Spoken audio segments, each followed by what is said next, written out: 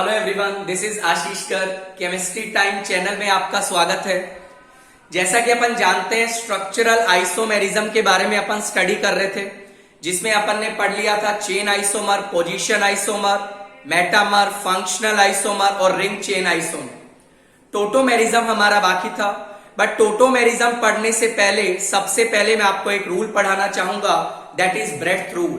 Because tautomerism में इस topic का, ब्रेड्थ रूल का कहीं ना कहीं यूज आपको देखने को मिलेगा। तो आज वाली क्लास में अपन स्टडी करने वाले हैं ब्रेड्थ रूल होता क्या है, ब्रेड्थ रूल क्या बताता है, समझिएगा बेटा उसे। तो आज वाली क्लास में अपन पढ़ने वाले हैं ब्रेड्थ रूल। ब्रेड्थ रूल क्या बोलता है बेटा, सुनिएगा। It states that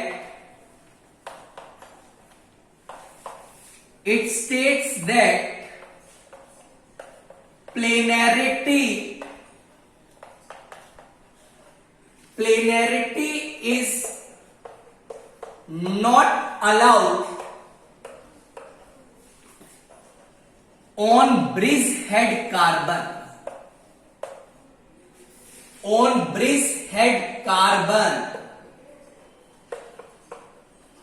बच्चा ब्रेड्थ रूल क्या बोलता है, ब्रिज हेड कार्बन पे बेटा प्लेनैरिटी अलाउड नहीं है। दिमाग में क्वेश्चंस आ रहे हैं, what is the meaning of bridge head carbon, planarity का मतलब क्या है, मैं आपको बता। जब भी बेटा मैं ऑर्गेनिक केमिस्ट्री का बात करता हूं, तो जो वहां पे आपको प्लेनर सिस्टम दिखाई दे सकते हैं, प्लेनर सिस्टम का मतलब जहां एटम का हाइब्रिडाइजेशन, ऑर्गेनिक में मैं स्पेशली बात कर रहा हूं, sp2 आपको देखने को मिलता है। नो डाउट sp सिस्टम भी प्लेनर ही होते हैं, बट अपन ब्रेड्थ रूल में किसका बात कर रहे हैं, sp2 का। अब sp2 सिस्टम में क्या क्या आ सकता है, देखिएगा बेटा।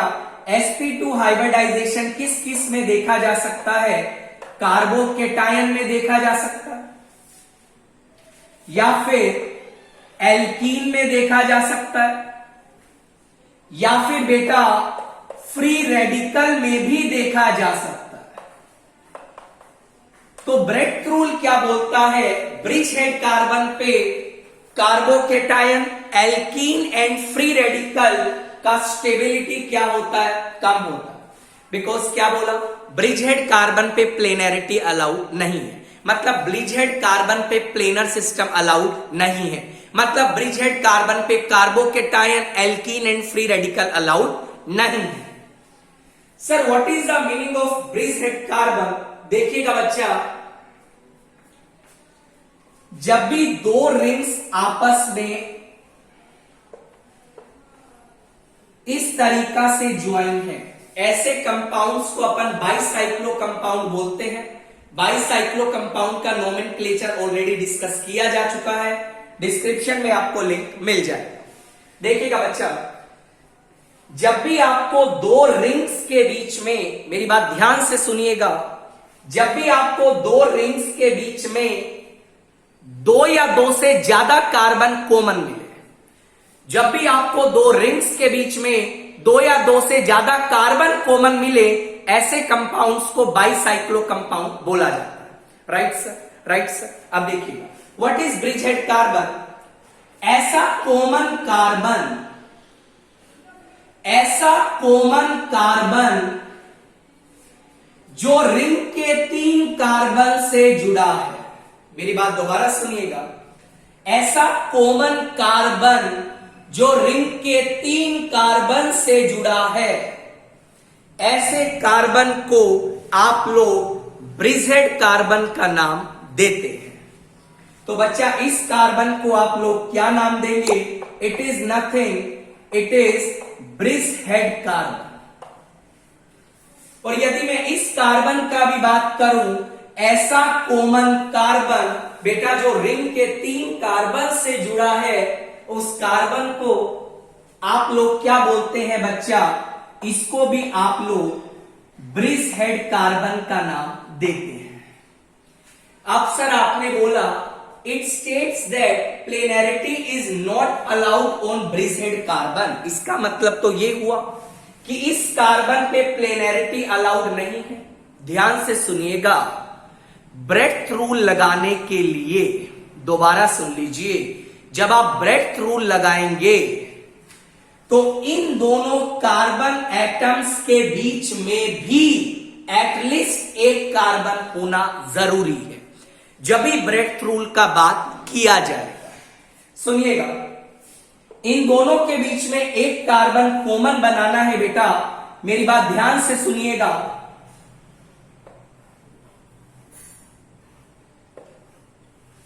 सुनिए, आपने देखा this is a bridgehead carbon, this is also a bridgehead carbon, और इन दोनों कार्बन के बीच में एटलीस्ट एक कार्बन आपको दिखाई दे रहा है।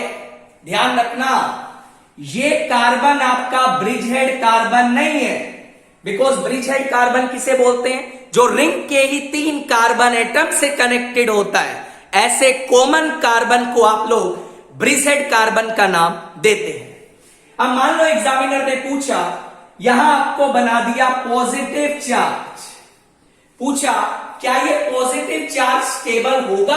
आंसर आएगा बेटा, ये पॉजिटिव चार्ज आपका अनस्टेबल होता है। बट मान लो आपको बोला यहां पॉजिटिव चार्ज बना दिया, क्या ये स्टेबल होगा? आंसर आएगा बेटा 100% ये स्टेबल होता है, बिकॉज नो डाउट ये ब्रिजहेड कार्बन है, बट यहां पे आप लोग ब्रेड्थ रूल का बात नहीं करेंगे, बिकॉज ब्रेड्थ रूल के लिए 2 ब्रिजहेड कार्बन में एटलीस्ट एक कार्बन एटम आना जरूरी है। राइट सर, मैं कुछ और एग्जांपल आपको बताता हूं, सुनिएगा।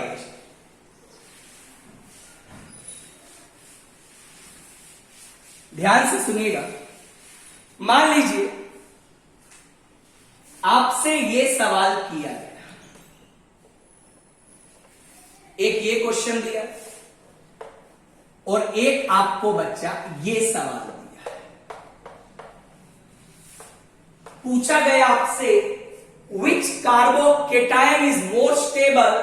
ध्यान रखना, ये जो पॉजिटिव चार्ज है ये आपका ब्रिजहेड कार्बन पे है, और ब्रिजहेड कार्बन पे पॉजिटिव चार्ज अलाउड नहीं है, दैट्स व्हाई ये पॉजिटिव चार्ज इसके कंपैरिजन में कम स्टेबल होगा।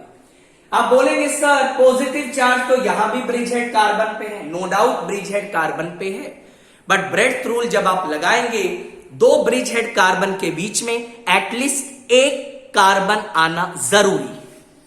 मान लीजिए बच्चा आपसे ये पूछा, out of these 2 compounds which is more stable, obviously बच्चा सेकेंड एल्कीन ज्यादा स्टेबल होगी as per the Bredt rule. जो आप सोच पा रहे हैं, ब्रिजहेड कार्बन पे डबल बॉन्ड भी अलाउड नहीं है। राइट सर, मान लीजिए आपसे एक और सवाल डिस्कस किया गया, मेरी बात ध्यान से सुनिएगा बेटा। आपसे पूछा गया विच केटायन इज मोर स्टेबल, तो what is the correct answer? This is more stable. Again आपको बेटा दिखाई दे रहा है, पहले केस में ब्रिजहेड कार्बन पे पॉजिटिव चार्ज है and that is not allowed. मान लीजिए आपसे एक सवाल में डिस्कस करूं,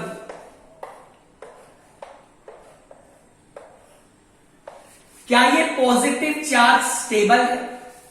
आंसर आएगा ये पॉजिटिव चार्ज बेटा अनस्टेबल।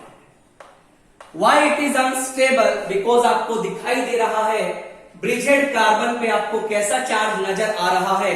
पॉजिटिव चार्ज नजर आ रहा है।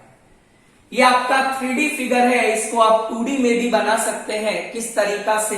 नंबरिंग कर दीजिए, 1 2 3 4 5 6 7, जैसा आपका मन करे वैसी नंबरिंग कर दीजिए। कर दिया नंबरिंग, आगे आपको एक 6 मेंबर की रिंग अलग से दिखाई दे रही है, यहां भी नंबरिंग कर लो, 1 2 3 4 5 6। राइट सर, 3 कार्बन पे बेटा क्या दिखाई दे रहा है?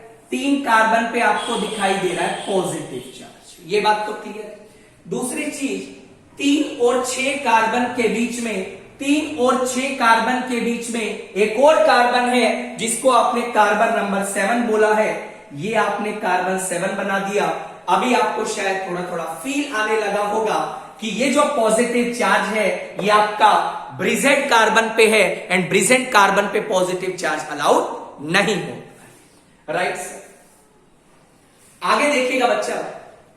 अब आपके दिमाग में सवाल आएगा, sir why positive charge is not allowed on bridgehead carbon? देखिएगा बच्चा, आप जानते हैं पॉजिटिव चार्ज मींस कार्बोकेटायन जो होता है या एल्कीन होता है, वहां जो कार्बन का हाइब्रिडाइजेशन होता है वो sp2 होता है। और बच्चा sp2 हाइब्रिडाइजेशन का मतलब यदि मैं आपको बोलूं bone angle, that is nothing, it is 120 degree. Right sir. अब बच्चा जब भी ब्रिजेड कार्बन आएगा तो आपके पास कभी भी ये एंगल 120 डिग्री हो ही नहीं पाएगा। राइट, तो what is the reason behind this?